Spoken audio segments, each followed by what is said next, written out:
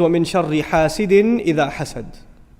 Last thing Allah says in Surah Al-Falaq, from the evil of the one who is jealous, who has hasad, when he acts out in accordance with his hasad. Now you tell me, of all the creations of Allah, which creation is the most jealous? Which creation is the most jealous? The one who intends you the most harm. إِنَّهُ لَكُمْ عَدُوٌّ مُبِينٌ.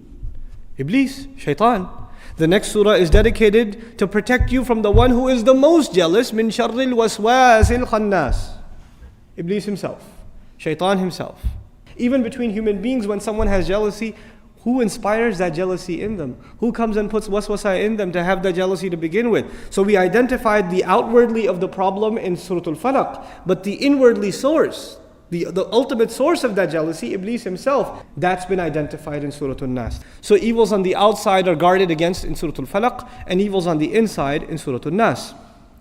Another way of looking at it also is, the evils mentioned in Surah Al-Falaq are out of your control.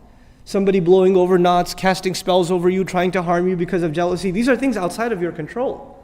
So you're asking Allah's protection from them. But if you look at Surah An-Nas, the things that Allah is talking about, people whispering and giving you suggestions, and whether or not you act on that waswasa, well, you will not be able to blame the one who whispered it to you. In other words, the liability in the previous surah is on the criminals who are engaged in the act of jealousy, engaged in the act of sorcery.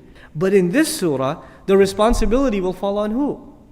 Yourself. Another way that it's been described by ulama, the relationship between these two, the previous harms what is outwardly, meaning harms your dunya. Magic can harm someone psychologically and things like that. These are things that affect your dunya. But the waswasa of shaitan harms what?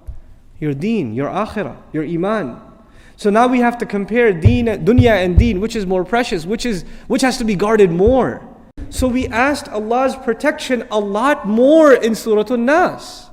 We only called on Allah once in Surah Al-Falaq. What did we say? قُلْ أَعُوذُ بِرَبِّ الْفَلَقِ. Rabb came up once. Look at Surah An-Nas. We're asking Allah to protect our deen. How many times we call on Allah? قُلْ أَعُوذُ بِرَبِّ النَّاسِ مَلِكِ النَّاسِ إِلَهِ النَّاسِ. 3 times as much.